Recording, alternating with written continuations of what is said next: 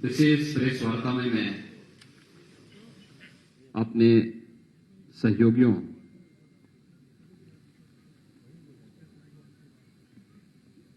उप मुख्यमंत्री द्वय श्री केशव प्रसाद मौर्य जी, डॉक्टर दिनेश शर्मा जी, संगठन के प्रदेश के अध्यक्ष माननीय श्री स्वतंत्र देव सिंह जी, प्रदेश के हमारे वरिष्ठ मंत्री वित्त, चिकित्सा शिक्षा और संसदीय कार्य मंत्री श्री सुरेश खन्ना जी की ओर से, अपनी इस पूरी टीम की ओर से आप सबका हृदय से स्वागत करता हूं। पूरे प्रदेश वासियों को आदरणीय प्रधानमंत्री जी के मार्गदर्शन में, उनके निर्देशन में रिफॉर्म, परफॉर्म और ट्रांसफॉर्म के इस मंत्र का एक मूर्त रूप उत्तर प्रदेश को देने के लिए, उत्तर प्रदेश में हुए व्यापक परिवर्तन के लिए उत्तर प्रदेश के 24 करोड़ जनता का अभिनंदन करते हुए उन्हें हृदय से बधाई देता हूं। मुझे हार्दिक संतुष्टि की अनुभूति है कि उत्तर प्रदेश में ठीक आज ही के दिन 4 वर्ष पहले भारतीय जनता पार्टी नेतृत्व की सरकार के सामने उत्तर प्रदेश का दायित्व हमारी सरकार ने संभाला था और पिछले 4 वर्षों के दौरान आदरणीय प्रधानमंत्री जी के मार्गदर्शन में उस समय के राष्ट्रीय अध्यक्ष और राज्य के गृह मंत्री माननीय अमित शाह जी, भारतीय जनता पार्टी के केंद्रीय नेतृत्व और प्रदेश संगठन के पदाधिकारियों और मंत्रिमंडल के अपने सभी सहयोगियों की मदद से हम लोगों ने प्रदेश के अंदर जो परिवर्तन किया है, आज मैं विश्वास के साथ कह सकता हूं कि इस परिवर्तन ने उत्तर प्रदेश को एक नई पहचान दी है। आज उत्तर प्रदेश बीमारू राज्य की श्रेणी से उभर करके देश की सबसे बड़ी अर्थव्यवस्था के रूप में उभरा है। जिस उत्तर प्रदेश की आबादी सर्वाधिक थी, लेकिन जब अर्थव्यवस्था की बात आती थी या प्रदेश में निवेश की संभावनाओं की बात आती थी,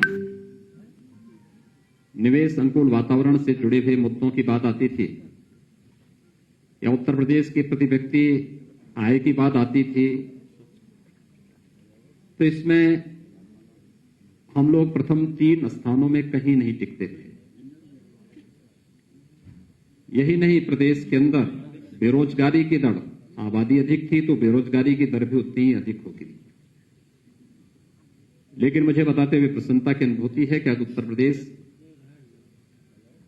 निवेश अनुकूल वातावरण बनाने में पूरी तरह सफल रहा।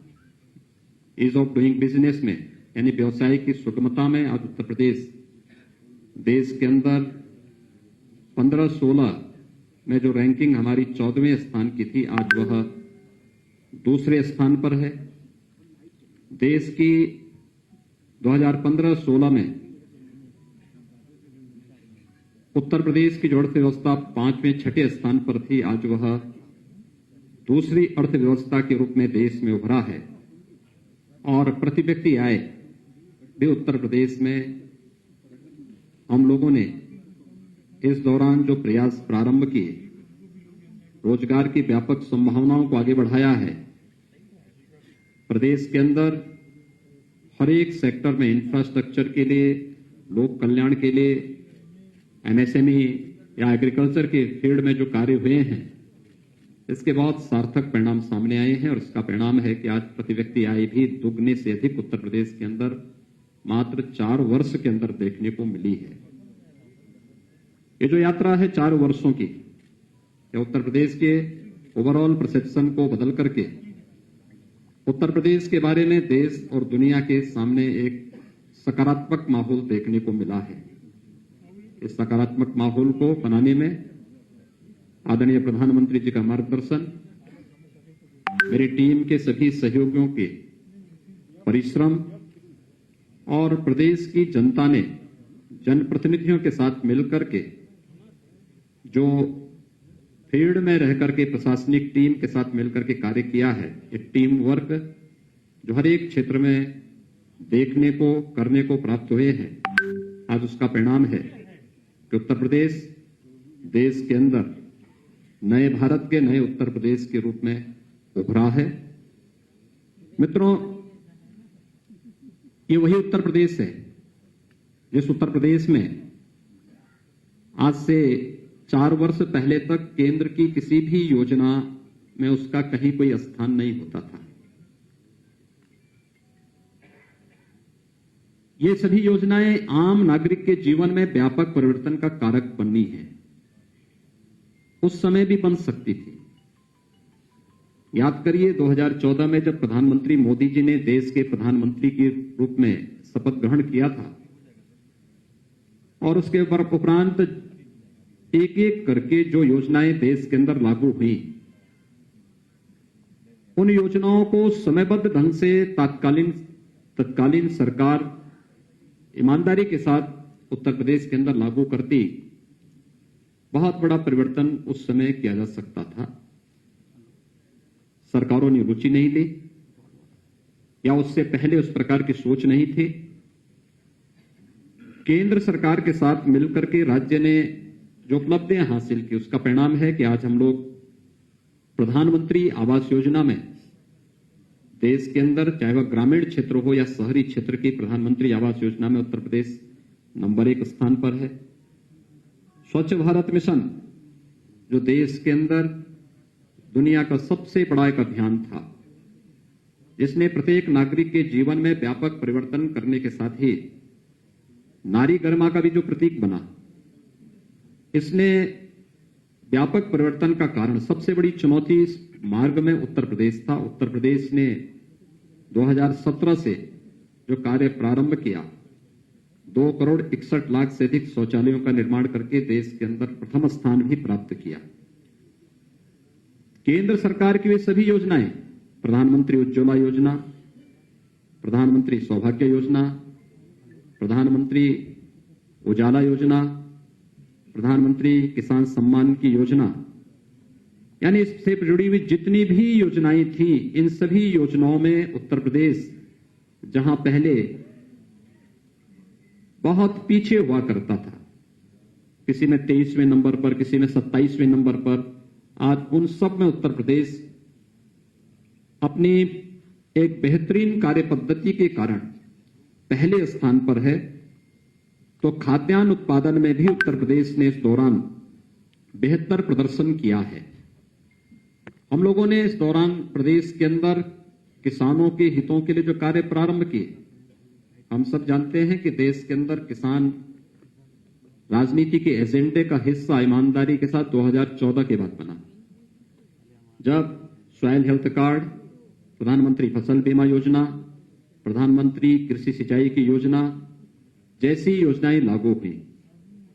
लेकिन लागत का 1.5 गुना एमएसपी किसान को मिले, ये 2018 में प्रधानमंत्री मोदी जी ने इसे देश के अंदर लागू किया। उत्तर प्रदेश में 2017 में हम लोगों ने प्रोक्योरमेंट की पॉलिसी लागू की।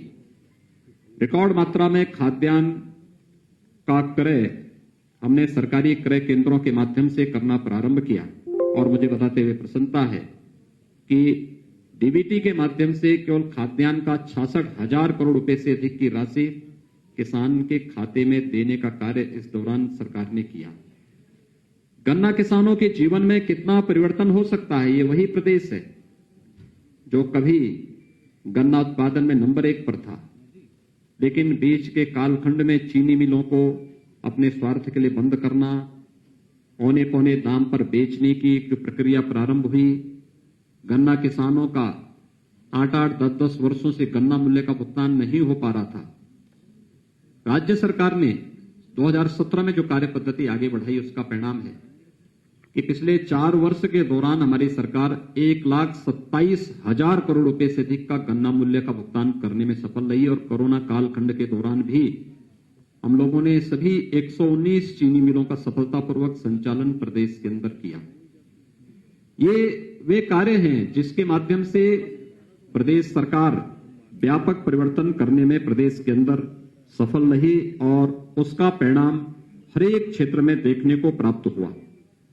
प्रदेश के अंदर चाहे वह ई प्रोसिक्यूशन प्रणाली में प्रदेश ने देश के अंदर प्रथम स्थान प्राप्त करने का रहा हो या फिर अन्य हर एक फील्ड में वे व्यापक परिवर्तन करके दिखाए हैं। प्रदेश के अंदर पिछले 4 वर्षों की हमारी उपलब्धियों में यह भी है कि पिछले 4 वर्ष के दौरान ये वही उत्तर प्रदेश है जिसमें कोई पर्व और त्योहार शांतिपूर्ण तरीके से नहीं मनाया जा सकता था।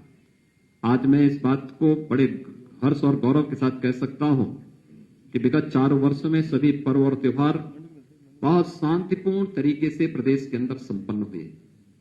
और यही नहीं, 4 वर्ष में प्रदेश के अंदर कोई दंगा भी नहीं हुआ, बल्कि प्रदेश सरकार ने पेशेवर अपराधी और माफियाओं के खिलाफ, प्रदेश में शांति भंग करने वाले तत्वों के खिलाफ जो कार्रवाई की वो देश के अंदर एक मानक भी बने और उसके परिणाम देश के अंदर भी और हर एक तबके ने उसको बहुत सकारात्मक भाव के साथ लिया।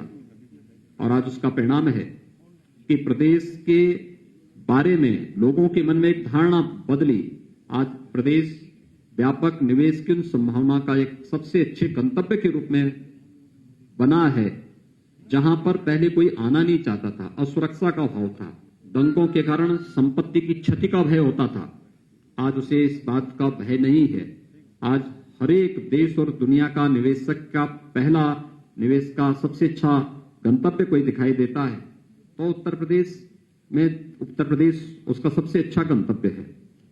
पुलिस रिफॉर्म के मामले में भी हम लोगों ने इस दौरान अच्छे काम किए। वर्षों से जो मांग होती थी पुलिस कमिश्नरी सिस्टम की, वहां हम लोग प्रदेश के अंदर लागू करने में सफल हुए। प्रदेश की राजधानी लखनऊ और गौतम बुद्ध नगर पुलिस कमिश्नरेट सिस्टम से जुड़ा है।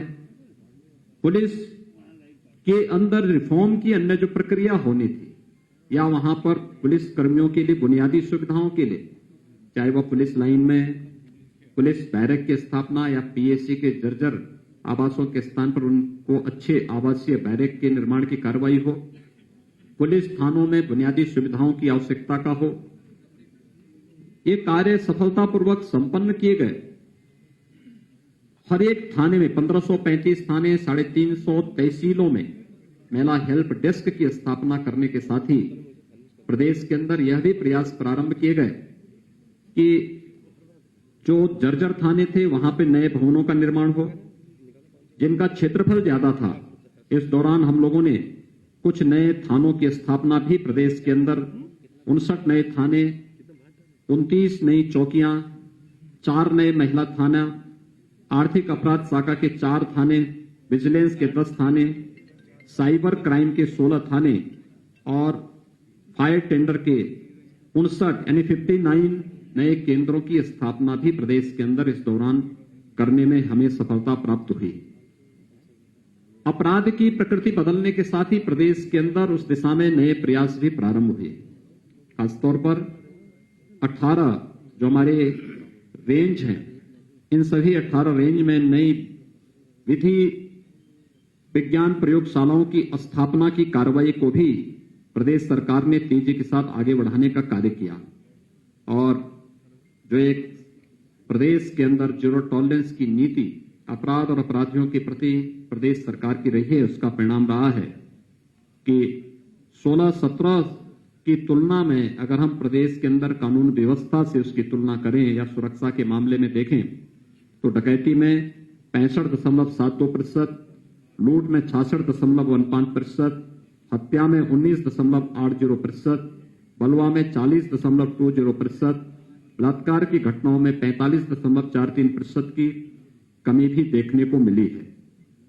प्रदेश ने इस दौरान तमाम अन्य कार्यक्रम, महिला सुरक्षा के बारे में जो मैंने पहले महिला हेल्प डेस्क की बात की, इसके अलावा 18 जो हमारे पुलिस परिक्षेत्रीय कार्यालय हैं वहां पर महिला साइबर क्राइम सेल की स्थापना, 18 परिक्षेत्र जनपदों में थाने के समकक्ष एक एक महिला पुलिस चौकी परामर्श केंद्रों की स्थापना भी इस दौरान यहां पर संपन्न की गई। प्रदेश के अंदर कृषि विज्ञान केंद्र किसानों को आधुनिक तकनीक के साथ जोड़ने के लिए 20 नए कृषि विज्ञान केंद्रों की स्थापना प्रदेश के अंदर इस दौरान स्थापित की गई। प्रधानमंत्री कृषि सिंचाई योजना के माध्यम से प्रदेश के अंदर वर्षों से लंबित यानी दशकों से लंबित जो कृषि की सिंचाई की परियोजनाएं थी, बाणसागर की परियोजना 4.5 दशक से लंबित पड़ी हुई थी। सरकार आने के बाद इस प्रकार की इन सभी परियोजनाओं को पूरा किया गया। 11 सिंचाई की परियोजनाएं अब तक प्रदेश के अंदर जो दशकों से वर्षों से लंबित पड़ी हुई थी, उन्हें पूरा करने में हमें सफलता प्राप्त हुई, जिसके कारण प्रदेश के अंदर 2.21 लाख हेक्टेयर अतिरिक्त सिंचाई की सुविधा उपलब्ध हुई और 2,35,000 से अधिक किसान इससे लाभान्वित हुए।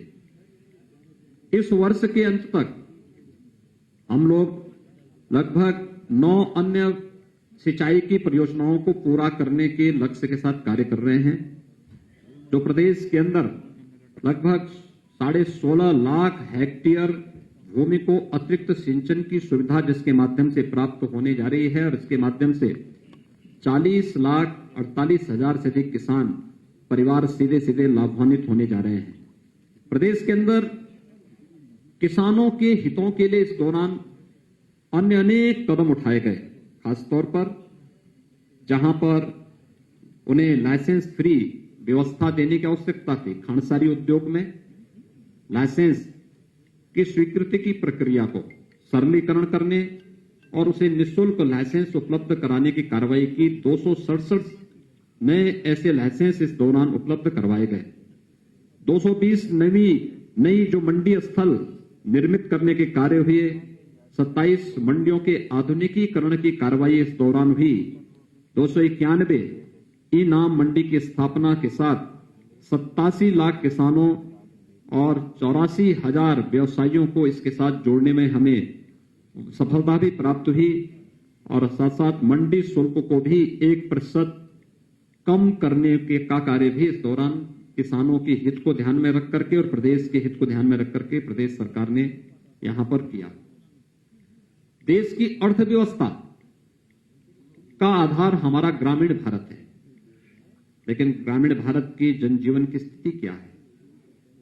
आखिर यहां पर आप बैठे हुए सभी महानुभावों से मैं बहुत उसके साथ कहना चाहूंगा कि यह देश 1947 में आजाद हुआ। 2017 में जब प्रदेश के अंदर हमारी सरकार आई थी, तब प्रदेश में कई दर्जन गांव ऐसे थे जिन्होंने आजादी के बाद शासन की किसी भी सुविधा का उपभोग नहीं किया था। न वहां सड़क थी, न बिजली थी, न पानी था, न स्कूल की सुविधा थी, न स्वास्थ्य की सुविधा थी। यहां तक कि उन लोगों को वोटिंग का राइट भी नहीं था। देश की संसद के द्वारा कानून पास किए जाने के बावजूद राज्य सरकार की इच्छा शक्ति का अभाव उन लोगों को शासकीय सुविधा से वंचित किए हुए थी। और आज मुझे बताते हुए प्रसन्नता है कि प्रदेश के अंदर वन्य गांवों को राजस्व गांव के रूप में बदलने, शासन की सभी प्रकार की बुनियादी सुविधाओं से आच्छादित करने में हमें सफलता प्राप्त हुई। मुसहर गांवों में बुनियादी सुविधाएं उपलब्ध कराने, अनुसूचित जनजाति के थारू, कोल, बाहुल्य गांवों में भी सुविधाएं उपलब्ध कराने का कार्य और आवश्यकता पड़ी, क्योंकि एसईसीसी के सर्वे में पहले इन लोगों को आच्छादित नहीं किया गया था। 2011-12 के सर्वे में इन लोगों को उपेक्षित छोड़ दिया गया था। हमारी सरकार ने इन्हें विभिन्न योजनाओं से आच्छादित करने के साथ ही वहां पर आवासीय सुविधा के लिए मुख्यमंत्री आवास योजना लागू की। और आज मुझे बताते हुए प्रसन्नता है कि सभी मुसहर गांव, सभी वन्य गांव, बनटांगिया गांव इन सुविधाओं से आच्छादित हो चुके हैं। और प्रदेश सरकार ने नई योजना के अंतर्गत थारू, कोल और सहरिया जैसी जातियों को भी अब इससे कवर करने की कार्रवाई को आगे बढ़ाने का कार्य किया। इस दौरान हम लोगों ने मुख्यमंत्री आवास योजना के माध्यम से प्रधानमंत्री आवास योजना के अतिरिक्त जो आवास उपलब्ध कराए गए, मुसहर जाति के 38,112, पंटांगिया गांव के 4,779, कुष्ठ रोगियों को 2,115 आवास उपलब्ध कराने में हम लोगों को इस दौरान मदद मिली और इन योजनाओं ने उनके जीवन में व्यापक परिवर्तन का कार्य भी किया। ग्रामीण क्षेत्र की अर्थव्यवस्था में कनेक्टिविटी का एक बड़ा योगदान है और प्रदेश के अंदर भी आप याद करिए, जब 2017 में प्रदेश के अंदर सरकार आई थी तब प्रदेश के अंदर दो बातें बहुत साफ चलती थी, एक सड़क कनेक्टिविटी को लेकर के और दूसरा बिजली को लेकर के। ये मान्यता थी कि अगल बगल के सभी राज्यों में शाम के बाद बिजली चलती थी और जहां से अंधेरा शुरू होता था लोग मानते थे उत्तर प्रदेश की सीमा शुरू हो गई है। आज मैं कह सकता हूं उत्तर प्रदेश के अंदर विद्युत व्यवस्था को बेहतर करने में और बिना भेदभाव के शासन की योजना बिना भेदभाव की प्रत्येक नागरिक को मिलनी चाहिए और यह कार्य प्रदेश सरकार ने इस दौरान किया। हर जिला मुख्यालय को 24 घंटे, हर तहसील मुख्यालयों को 20 से 22 घंटे और ग्रामीण क्षेत्र में 16 से 18 घंटे की विद्युत की आपूर्ति करने के साथ ही 1,21,000 गांवों तक बिजली पहुंचाने का काम, यानी इंफ्रास्ट्रक्चर, नया इंफ्रास्ट्रक्चर खड़ा किया गया और 1,38,00,000 ग्रामीण परिवारों को निःशुल्क विद्युत कनेक्शन उपलब्ध करवाने में सरकार ने जहां सफलता प्राप्त की, वहीं साथ ही साथ इस दौरान कनेक्टिविटी को बेहतर किया गया। इंटर स्टेट कनेक्टिविटी, प्रदेश की सीमा नेपाल राष्ट्र से भी जुड़ी हुई है। बिहार, छत्तीसगढ़, झारखंड, मध्य प्रदेश, राजस्थान, उत्तराखंड, हरियाणा, उत्तराखंड और दिल्ली राज्यों से भी जुड़ी हुई है। ये इंटर स्टेट कनेक्टिविटी को भी बेहतर करने, 4 लेन की कनेक्टिविटी के साथ जोड़ने, हर जिला मुख्यालय को 4 लेन की कनेक्टिविटी के साथ जोड़ने, तहसील और विकासखंड मुख्यालयों को 2 लेन के साथ जोड़ने और ग्रामीण क्षेत्रों की सड़कों की भी सुदृढ़ीकरण का कार्य सफलतापूर्वक इस दौरान प्रदेश के अंदर करने में सफलता प्राप्त हुई। प्रदेश के अंदर वे क्षेत्र जहां पर जनवरी के बाद से पेयजल का संकट खड़ा होता था, खासतौर पर बुंदेलखंड और बिंद क्षेत्र, आज मुझे बताते हुए प्रसन्नता है कि आदरणीय प्रधानमंत्री जी के अनुकंपा से हम लोगों ने बुंदेलखंड में जल जीवन मिशन के अंतर्गत वहां पर हर घर नल की योजना लागू कर दी है और इस वर्ष के अंत तक प्रयास है कि ज्यादातर गांवों में शुद्ध पेयजल की आपूर्ति होती हुई दिखाई देगी। यानी ये एक व्यापक परिवर्तन के कारण है। हमने खेत को भी पानी दिया, हर घर को भी शुद्ध पेयजल की आपूर्ति के साथ जोड़ने का कार्य किया जा रहा है और यह बुंदेलखंड क्षेत्र के साथ एक बुंदेलखंड और बिंद क्षेत्र में यह कार्य जहां प्रारंभ हो चुका है, वहीं प्रदेश के 30,000 अन्य राजस्व गांवों के लिए भी जल जीवन मिशन के अंतर्गत शुद्ध पेयजल की आपूर्ति के लिए डीपीआर की कार्रवाई अंतिम चरणों में चल रही है और बहुत शीघ्र इन 30,000 गांवों के लिए भी पेयजल की आपूर्ति की कार्रवाई जल जीवन मिशन के अंतर्गत लागू करने का कार्य प्रदेश सरकार करने जा रही है। ये केवल पेयजल की स्कीम लाना नहीं, 10 वर्षों तक वहां पर इस योजना को सफलतापूर्वक संचालन करने की जिम्मेदारी भी उस कार्यदायी संस्था को निभाना है, जो कार्यदायी संस्था इस स्कीम को वहां पे लागू करेगी और यह कार्य यहां पर हम लोग प्रदेश के अंदर सफलतापूर्वक लागू किए हैं। प्रदेश के अंदर निराश्रित गो आश्रय स्थलों के लिए भी प्रदेश सरकार ने व्यापक कार्य योजना बनाकर उसे लागू किया। मुझे बताते हुए प्रसन्नता है कि हम लोगों ने इस संबंध में 3 स्कीम पहले से ही लागू की है, जिसमें निराश्रित गो आश्रय स्थल जो प्रदेश सरकार के द्वारा संचालित ग्रामीण और शहरी दोनों क्षेत्रों में संचालित हो रही है, जिसमें 5.5 लाख से अधिक गोवंश हमारे पास पहले से निराश्रित गो आश्रय स्थलों में है। दूसरी स्कीम हमारी इसमें है जिसमें सहभागिता योजना के अंतर्गत अगर कोई किसान अपने घर में एक एयरटेक किए हुए गोवंश को रखता है तो उस गोवंश को हम एक किसान परिवार को अधिक से अधिक 4 गोवंश तक उपलब्ध कराते हैं, तो वह किसान परिवार को हम लोग 900 रुपये प्रति गोवंश हर महीने भी उपलब्ध करवाते हैं। हर महीने इसका भौतिक सत्यापन भी होता है लगभग 80,000 गोवंश इस प्रकार से किसान परिवारों को उपलब्ध कराए गए हैं। और मुझे बताते हुए प्रसन्नता है कि निराश्रित गौ आश्रय स्थलों से प्रदेश सरकार ने उन परिवारों को, जो कुपोषित परिवार हैं, उन कुपोषित परिवारों को एक एक दूध देने वाली गाय भी उपलब्ध कराया, जिसमें गाय के साथ साथ 900 रुपये प्रति माह उन कुपोषित परिवारों को देने की योजना भी प्रदेश के अंदर लागू की गई है। और बहुत सारे कुपोषित परिवार इस योजना का लाभ ले रहे हैं, जिसमें गाय के साथ साथ 900 रुपये प्रति माह उस परिवार को उस सेवा के बदले मिल रहे हैं। सरकार ने यह भी निर्णय लिया है कि वह हर नया पंचायत स्तर पर निराश्रित गौ आश्रय स्थलों की स्थापना के कार्य को युद्ध स्तर पर आगे बढ़ाएगी। एंटी भूमाफिया टास्क फोर्स ने प्रदेश के अंदर इस दौरान अच्छा काम किया। 60,62,000 से अधिक जो वाद थे उसका निस्तारण किया। 54,000 हेक्टेयर से अधिक लैंड को भूमाफियाओं के कब्जे से मुक्त कराने में हमें सफलता प्राप्त हुई। और ये भूमाफियाओं के कब्जे से छुड़ाई गई भूमि, ये हमारे लिए प्रदेश के अंदर निवेश के लिए एक लैंड बैंक का भी काम की।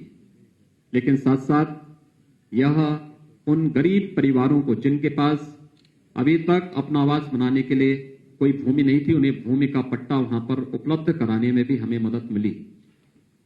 प्रधानमंत्री स्वामित्व योजना के माध्यम से प्रदेश के अंदर 2 लाख से अधिक भू स्वामियों को उनकी जिस जमीन पर उनका मकान है उसका स्वामित्व के कागजात भी उन्हें उपलब्ध कराने में सफलता प्राप्त हुई। तो विरासत अभियान के माध्यम से भी 8,87,000 से अधिक ऐसे प्रकरण थे जिसके माध्यम से हम लोगों ने प्रदेश के अंदर सफलता प्राप्त की और सफलतापूर्वक इन सभी समस्याओं का समाधान करने में भी प्रदेश सरकार को सफलता प्राप्त हुई। मित्रों, ये वही प्रदेश है जहां पर कोई निवेशक निवेश नहीं करना चाहता था। और मुझे बताते हुए प्रसन्नता है कि पिछले 4 वर्ष के दौरान प्रदेश के अंदर 3 लाख करोड़ रुपए से अधिक का निवेश प्रदेश के अंदर हुआ। 35 लाख से अधिक प्रदेश के युवाओं को सीधे सीधे इससे नौकरी वहां पर उपलब्ध हुई। ये प्रदेश के अंदर निवेश की उन संभावनाओं को आगे बढ़ाता दिखाता है जो प्रदेश ने 2017 प्रदेश में सरकार आने के तत्काल बाद हम लोगों ने 21 अपनी सेक्टोरियल पॉलिसीज के माध्यम से जो कार्य प्रारंभ किए थे। निवेश मित्र पोर्टल, जिसमें हम लोगों ने 227 सेवाएं इसमें दी थी।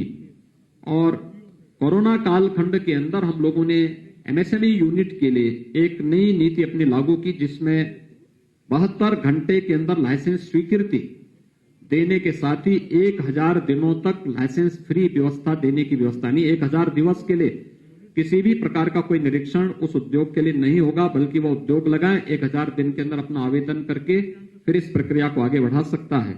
और यह परिणाम रहा है कि आज प्रदेश के अंदर व्यापक पैमाने पर निवेश भी हुआ है, रोजगार की संभावनाएं भी आगे बढ़ी हैं।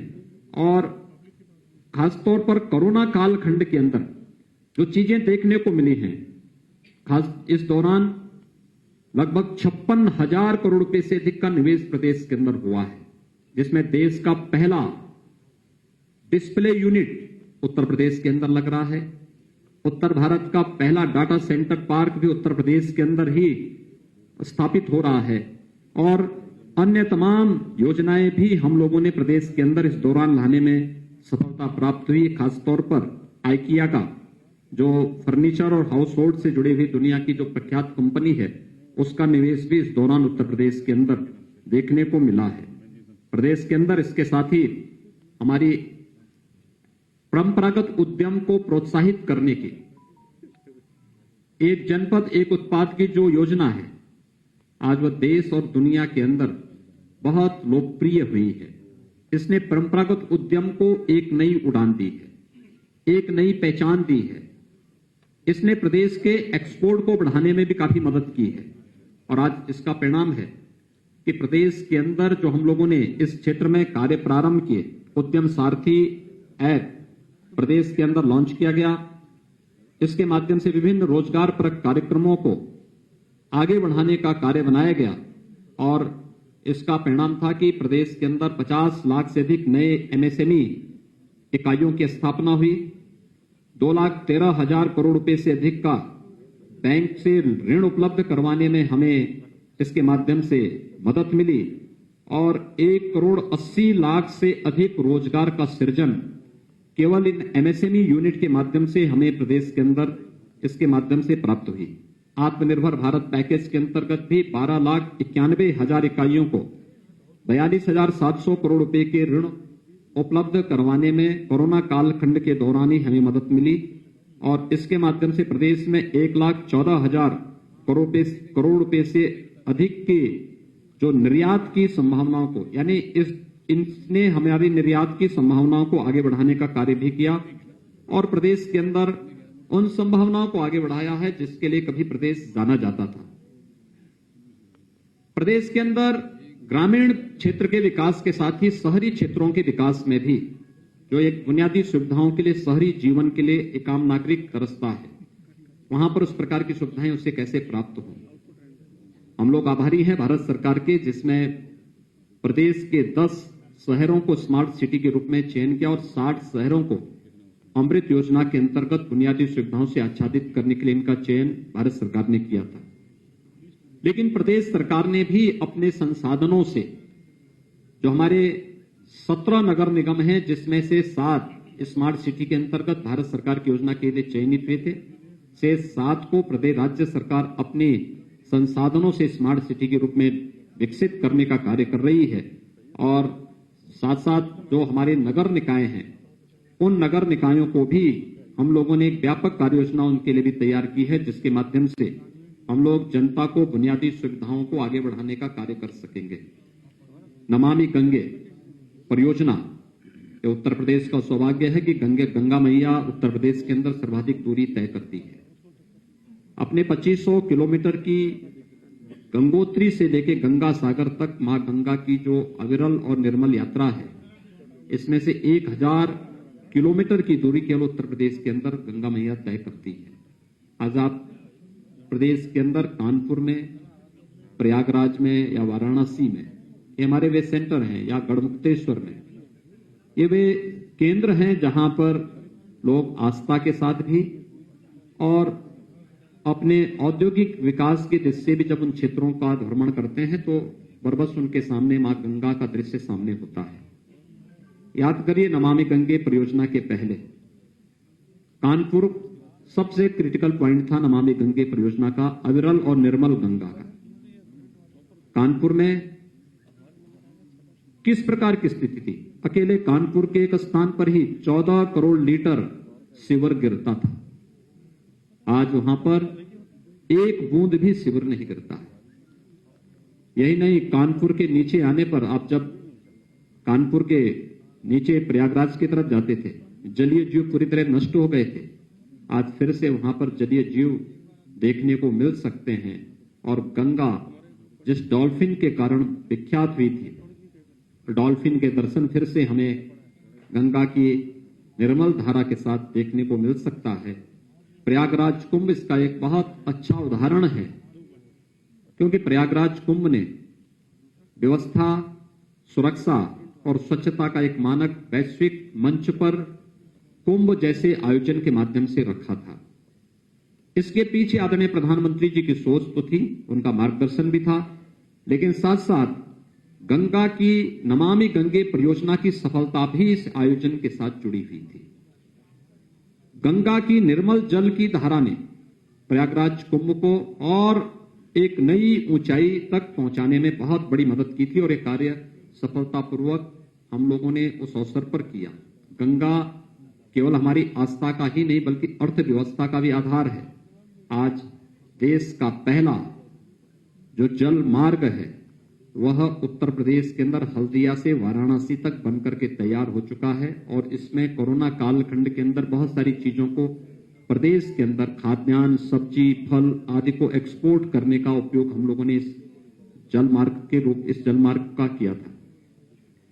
प्रयागराज तक इस मार्ग को बढ़ाने की कार्रवाई युद्ध स्तर पर चल रही है और इसके बहुत अच्छे और सार्थक परिणाम बहुत जल्दी सामने आएंगे। लेकिन साथ साथ पहली बार गंगा यात्रा का आयोजन भी प्रदेश के अंदर हो और ये यात्रा आस्था के साथ साथ अर्थव्यवस्था को भी एक नई ऊंचाई दे सके, इस दिशा से इस पर कार्य हुआ था और विगत वर्ष इसको हमारी सरकार ने सफलतापूर्वक प्रदेश के अंदर आयोजित किया। देश के अंदर गरीब शासन के एजेंडे का हिस्सा हो सकता है, ये नारों तक तो सीमित था। हकीकत क्या थी? 2017 के पहले प्रदेश के अंदर कई जनपदों में भूख से मौत के उदाहरण सामने आते थे। राशन कार्ड नहीं थे, खाद्यान्न घोटाले की शिकायत मिलती थी, टेक्नोलॉजी को इसके साथ जोड़ने का प्रयास नहीं होता था। आज मुझे बताते हुए प्रसन्नता है कि प्रदेश के सभी 80,000 राशन की दुकानें हम लोगों ने ई-पॉस मशीन के साथ जोड़ी है और प्रदेश के अंदर नेशनल पोर्टेबिलिटी के साथ जोड़ने के साथ उत्तर प्रदेश का कोई भी नागरिक जिसने उत्तर प्रदेश के अंदर राशन कार्ड बनाया है वह नेशनल पोर्टेबिलिटी के माध्यम से देश के अंदर किसी भी अन्य राज्य में जाकर के वहां राशन की सुविधा का लाभ प्राप्त कर सकता है। ई-पॉस मशीन और नेशनल पोर्टेबिलिटी के माध्यम से प्रदेश ने इस तकनीक का उपयोग करके 1200 करोड़ रुपए के राजस्व की सालाना बचत भी की है।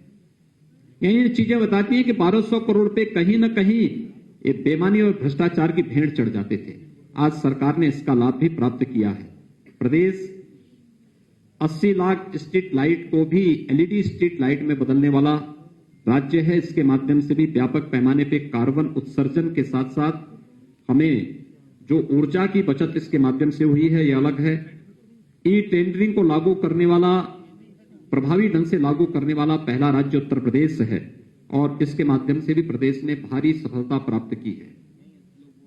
जहां हर एक क्षेत्र में प्रदेश ने नई नई सफलताएं अर्जित की इन 4 वर्षों में शिक्षा के क्षेत्र में भी आमूलचूल परिवर्तन हुआ है। प्रदेश के अंदर 2017 के पहले नकल के अड्डे हमारे माध्यमिक और उच्च शिक्षा के केंद्र बने हुए थे। आज मुझे बताते हुए प्रसन्नता है कि प्रदेश के अंदर नकल विहीन परीक्षा का एक नया मानक खड़ा हुआ। दूसरा, बेसिक शिक्षा परिषद, माध्यमिक शिक्षा परिषद, उच्च शिक्षा में शिक्षा के क्षेत्र में जो व्यापक परिवर्तन किए वह उन स्कूलों में और उन क्षेत्रों में हुए परिवर्तन के माध्यम से देखा जा सकता है। अकेले बेसिक शिक्षा परिषद के स्कूलों में 4 वर्ष के दौरान 54 लाख से अधिक बच्चे इसमें प्रवेश किए। प्रदेश सरकार ने ऑपरेशन कायाकल्प के माध्यम से 1.25 लाख से अधिक विद्यालयों में बुनियादी सुविधाएं से आच्छादित उन्हें किया। वहां पे फ्लोरिंग की व्यवस्था, फर्नीचर की व्यवस्था, बालक बालिकाओं के लिए अलग अलग टॉयलेट की व्यवस्था या अन्य बुनियादी सुविधाओं के साथ साथ अन्य सुविधाएं भी उपलब्ध कराने के साथ ही स्मार्ट क्लासेस भी वहां पर देने में सफलता प्राप्त की। माध्यमिक शिक्षा के क्षेत्र में भी व्यापक परिवर्तन हुए। एनसीईआरटी का पाठ्यक्रम वहां लागू करने में मदद मिली। उच्च शिक्षा के क्षेत्र में भी जहां पर व्यापक परिवर्तन करने के साथ ही 3 नए विश्वविद्यालय सहारनपुर, अलीगढ़ और आजमगढ़ में बनाने का मार्ग प्रशस्त हुआ, तो प्रदेश के अंदर निजी विश्वविद्यालयों की स्थापना का कार्य संपन्न हो सके, इसके लिए भी प्रदेश सरकार ने बहुत अच्छी सफलता प्राप्त की है और यह कार्य हमारा बहुत अच्छे ढंग से आगे बढ़ रहा है। प्रदेश के प्रतियोगी छात्रों के लिए हम एक मंच दे सकें। प्रदेश सरकार ने हमने कोरोना कालखंड के अंदर देखा था, बहुत सारे बच्चे हमारे ऐसे थे जो राज्य के बाहर प्रतियोगी परीक्षाओं की तैयारी करने के लिए गए थे। लॉकडाउन के बाद जब उनके सामने संकट आया तो राज्य सरकार को फिर उन्हें सुरक्षित वापस लाने की आवश्यकता महसूस हुई, उनको उनके घरों तक पहुंचाने का काम किया। मुख्यमंत्री अभ्युदय योजना, मुझे बताते हुए प्रसन्नता है कि 18 लाख से अधिक बच्चे इस समय मुख्यमंत्री अभ्युदय योजना के साथ फिजिकली और वर्चुअली जुड़ चुके हैं, जिसमें उन्हें विभिन्न प्रकार की प्रतियोगी परीक्षाओं के साथ साथ उन्हें जुड़ने का, उसकी तैयारी करने के लिए एक अच्छा मंच उन्हें उपलब्ध हुआ है और वह उसके माध्यम से आगे अपने उज्जवल भविष्य के साथ जुड़ सकते हैं और एक कार्य आगे बढ़ा है। इस दौरान प्रदेश सरकार ने पिछले 4 वर्ष के अंदर सरदेव अटल बिहारी वाजपेयी जी के नाम पर चिकित्सा विश्वविद्यालय की स्थापना लखनऊ में, मेरठ में स्पोर्ट्स विश्वविद्यालय, प्रयागराज में विधि विश्वविद्यालय और गोरखपुर में आयुष विश्वविद्यालय की स्थापना की कार्रवाई को भी आगे बढ़ाया है। प्रदेश के अंदर एक फॉरेंसिक इंस्टीट्यूट की स्थापना का कार्य लखनऊ में हम लोगों ने आगे बढ़ाया है। 51 नए राजकीय महाविद्यालयों, 24 राजकीय पॉलिटेक्निक, 4 राजकीय इंजीनियरिंग कॉलेजेस और लगभग 260 ITI की स्थापना के कार्य को भी प्रदेश सरकार ने प्राथमिकता के आधार पर इस दौरान आगे बढ़ाने का कार्य किया। तो श्रमिकों के बच्चों के लिए, जो रजिस्टर्ड श्रमिक हैं, उनके लिए 18 अटल आवासीय विद्यालय हर एक कमिश्नरी मुख्यालयों में स्थापित हो सके, जहां पर, क्योंकि रजिस्टर्ड श्रमिक अलग अलग समय में अलग अलग जगह काम करते हैं और उससे सबसे ज्यादा सफर उनके बच्चे करते थे। राज्य सरकार ने उनकी व्यवस्थित अच्छी शिक्षा के लिए 18 कमिश्नरी मुख्यालयों में 18 अटल आवासीय विद्यालयों के माध्यम से उनकी शिक्षा दीक्षा की पूरी व्यवस्था और उत्तम शिक्षा की व्यवस्था उनके लिए करने के लिए व्यवस्था लागू की है। मित्रों, स्वास्थ्य क्षेत्र में जो कार्य हुए हैं, कोरोना प्रबंधन का कार्य आप सबके सामने है। जो उत्तर प्रदेश हेल्थ इंफ्रास्ट्रक्चर में सबसे कमजोर माना जाता था, देश के अंदर सबसे बड़ी आबादी के बावजूद कोरोना के 1 वर्ष के इस कालखंड के दौरान आप सबने इस बात को महसूस किया होगा कि उत्तर प्रदेश का प्रबंधन बेहतरीन रहा है। इसकी प्रशंसा वैश्विक संगठन, विश्व स्वास्थ्य संगठन ने भी इसकी प्रशंसा की। कोरोना प्रबंधन में हम लोग सफल रहे, क्योंकि आदरणीय प्रधानमंत्री जी का मार्गदर्शन इस दिशा में प्राप्त होता था। लेकिन 4 वर्ष पहले जो नींव हम लोगों ने प्रदेश के अंदर रखी, मुझे आश्चर्य होता है। 1947 से 2016-17 तक प्रदेश के अंदर केवल 12 गवर्नमेंट मेडिकल कॉलेज बन पाए थे और 2016-17 से 2020-21 के बीच में वर्तमान में प्रदेश 30 नए मेडिकल कॉलेज की स्थापना प्रदेश के अंदर वर्तमान में हो रही है। 2 एम्स जो संचालित हो चुके हैं, गोरखपुर में, दूसरा रायबरेली में। ये दोनों OPD के साथ साथ वहां पर UG की क्लासेस वहां पे प्रारंभ हो चुकी हैं। ये प्रदेश के अंदर ये वे कार्य हैं जिसमें कोरोना प्रबंधन के साथ साथ हम लोगों ने इंसेफ्लाइटिस की रोकथाम करने के लिए भी जो कार्य किया। आज मुझे बताते हुए प्रसन्नता है कि 38 जनपद प्रदेश के ऐसे थे जहां पर इंसेफ्लाइटिस से व्यापक पैमाने पे मौत होती थी। 1200-1500 मौतें केवल 1-2 मेडिकल कॉलेज और चिकित्सालयों में ही हो जाती थी, और जो लोग घर से वहां नहीं पहुंच पाते थे उनकी संख्या अलग थी। आज मुझे बताते हुए प्रसन्नता है कि प्रदेश सरकार ने अंतर विभागीय समन्वय के माध्यम से इंसेफ्लाइटिस में बीमारी पे 75% और मौत के आंकड़ों में 95% नियंत्रण प्राप्त करने में सफलता प्राप्त की। स्वास्थ्य के प्रति व्यापक जागरूकता के लिए हर रविवार को प्रदेश के अंदर हर प्राथमिक स्वास्थ्य केंद्र में मुख्यमंत्री आरोग्य मेलों का आयोजन हो रहा है, जिसमें लाखों की संख्या में प्रदेशवासी उससे लाभ ले रहे हैं। न केवल स्वास्थ्य की सुविधा का, बल्कि केंद्र और प्रदेश सरकार की स्वास्थ्य संबंधी विभिन्न प्रकार की योजनाओं, पोषण से जुड़ी हुई योजनाओं का लाभ भी इसके माध्यम से लेने में सफलता प्राप्त हो रही है। आयुष्मान भारत योजना, मुख्यमंत्री जन आरोग्य योजना के दायरे को बढ़ाने का भी निर्णय प्रदेश सरकार ने किया है। हर किसान परिवार को, हर संगठित और असंगठित क्षेत्र के मजदूरों को भी इस योजना से आच्छादित करने की कार्रवाई प्रदेश के अंदर बेहतरीन तरीके से आगे बढ़ाने का कार्य हुआ है। मित्रों, प्रदेश के अंदर इंफ्रास्ट्रक्चर, उत्तर प्रदेश 1947 से 2016 तक केवल 2 एक्सप्रेसवे बना पाया था और 4 वर्ष के दौरान प्रदेश सरकार 5 नए एक्सप्रेसवे के साथ आज कनेक्टिविटी के लिए बेहतरीन मंच उपलब्ध करा रहा है। 2017 तक प्रदेश के अंदर एयर कनेक्टिविटी 2 हमारे एयरपोर्ट कनेक्टेड थे, एक लखनऊ का, दूसरा वाराणसी का। आज मुझे बताते हुए प्रसन्नता है, प्रयागराज, गोरखपुर, कानपुर, आगरा, बरेली, हिंडन, ये सभी एयरपोर्ट वायु सेवा के साथ जुड़ चुके हैं। इसके साथ ही 3 नए इंटरनेशनल एयरपोर्ट की स्थापना का कार्य प्रदेश के अंदर चल रहा है। कुशीनगर में इंटरनेशनल एयरपोर्ट का कार्य अंतिम यानी पूरा लगभग पूरा हो चुका है। बहुत शीघ्र वहां पर अंतर्राष्ट्रीय विमान सेवाएं प्रारंभ होंगी। जेवर गौतम बुद्ध नगर में एशिया का सबसे बड़ा एयरपोर्ट राज्य सरकार बनाने जा रही है और अयोध्या में भी एयरपोर्ट के निर्माण की कार्रवाई युद्ध स्तर पर चल रही है। लेकिन इसके साथ ही 17 नए एयरपोर्ट के निर्माण की कार्रवाई प्रदेश सरकार अलग अलग स्थानों पर कर रही है, जिसमें प्रदेश के अंदर सहारनपुर है, मेरठ, अलीगढ़, मुरादाबाद, आजमगढ़, श्रावस्ती, चित्रकूट, सोनभद्र, यानी ये सभी क्षेत्र हैं जहां के बारे में कोई सोचता नहीं था। वहां भी हम इन सभी आपके ललितपुर, ये सभी क्षेत्रों में बेहतरीन वायु सेवा की सुविधा उपलब्ध कराने का कार्य किया जा रहा है।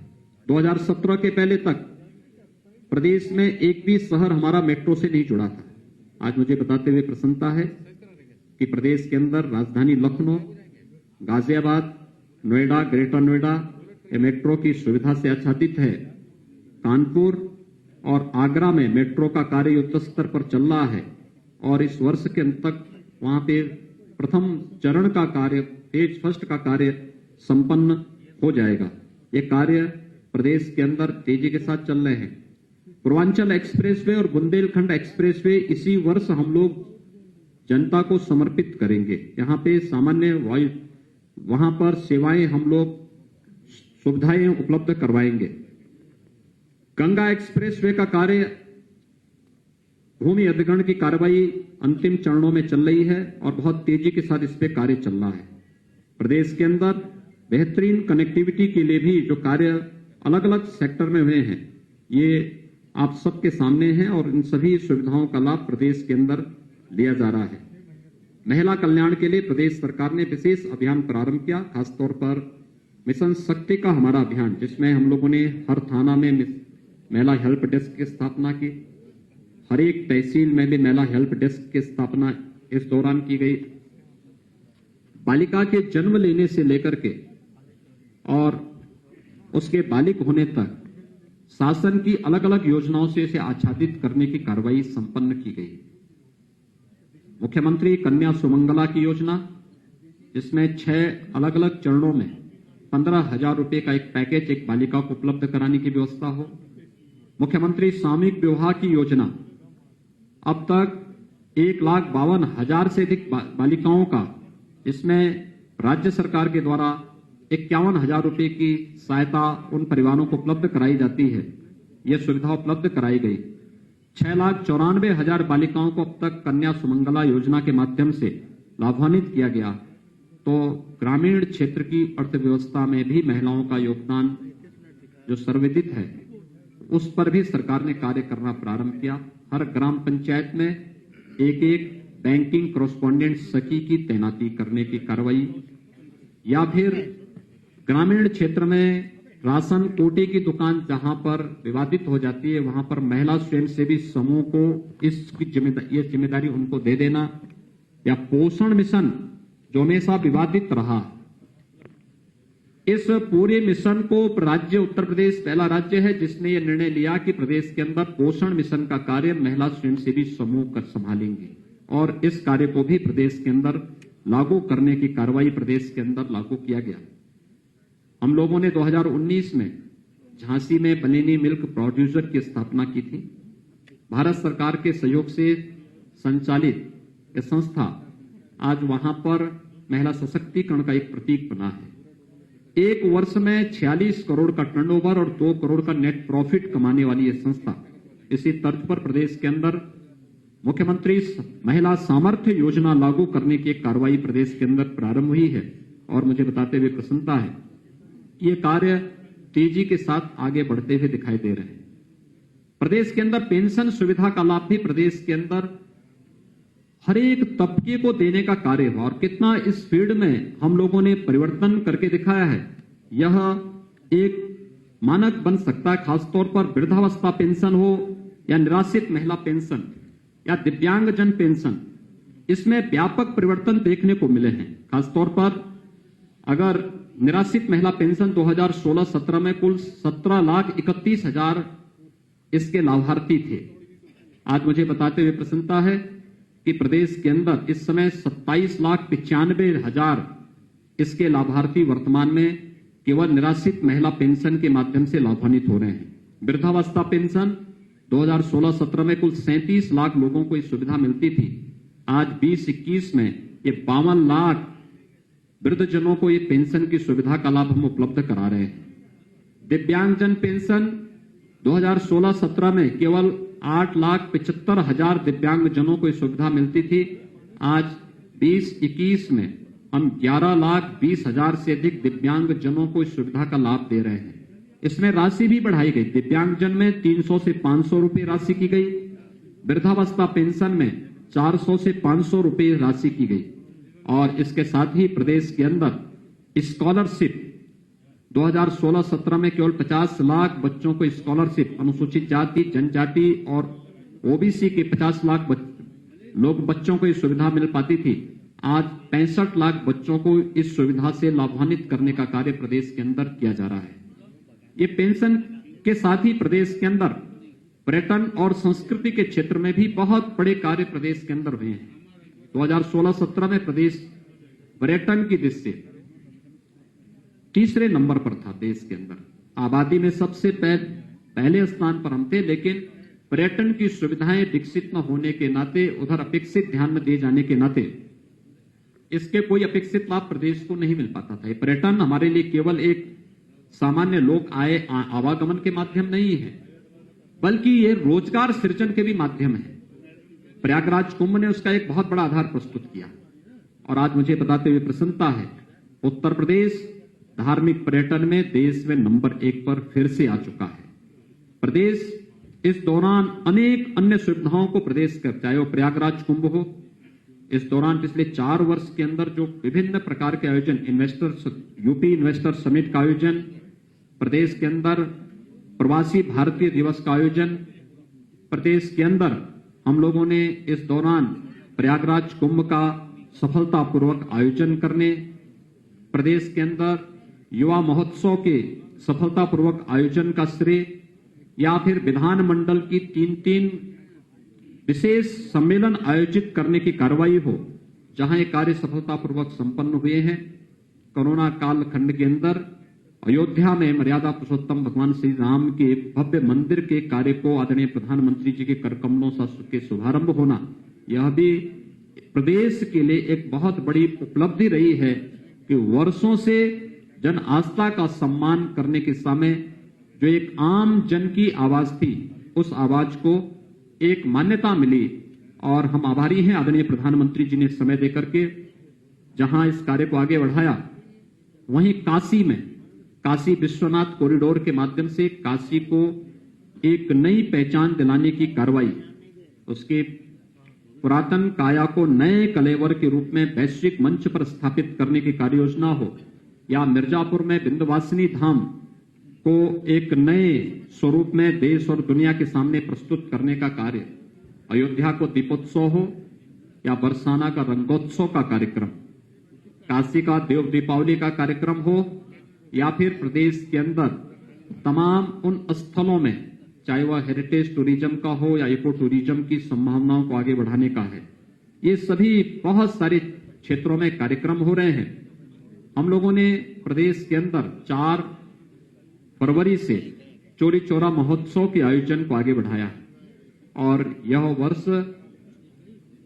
इस वर्ष में देश की आजादी का अमृत महोत्सव भी प्रारंभ हो रहा है। ये प्रारंभ आदरणीय प्रधानमंत्री जी के कर कमलों से 11 मार्च को इसका शुभारंभ हो चुका है।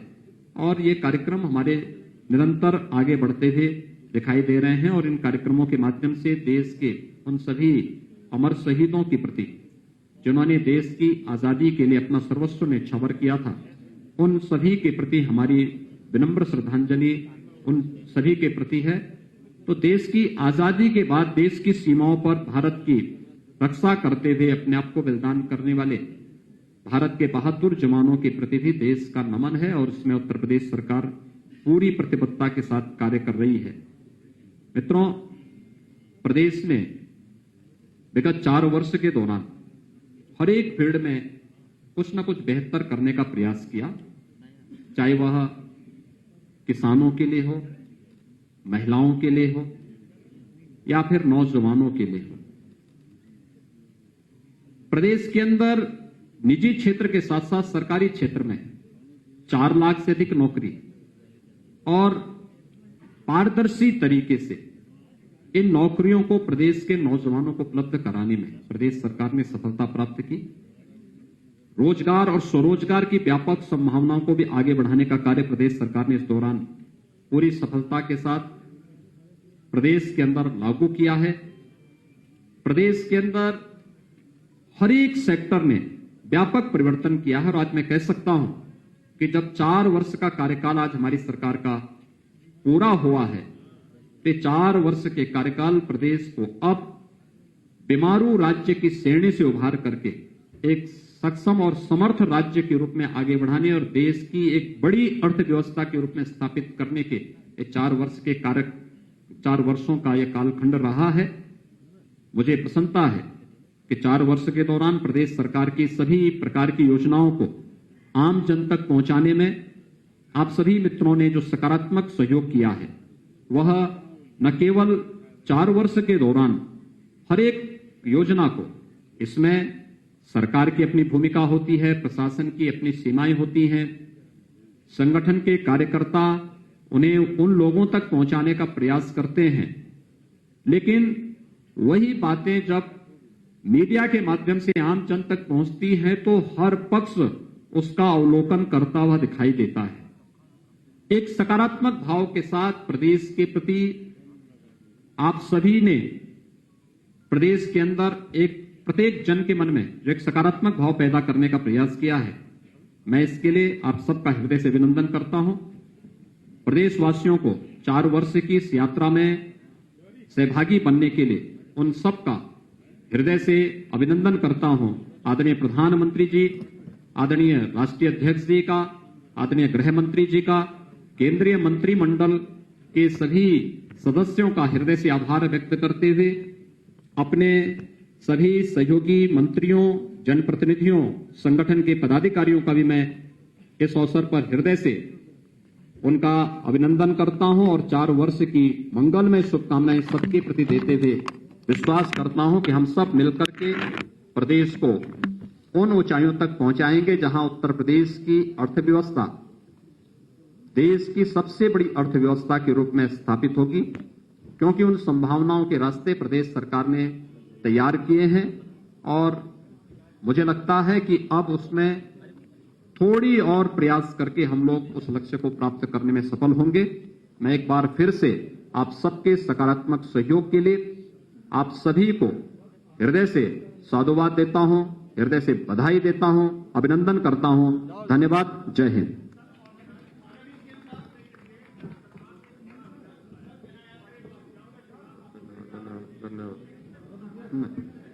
आपको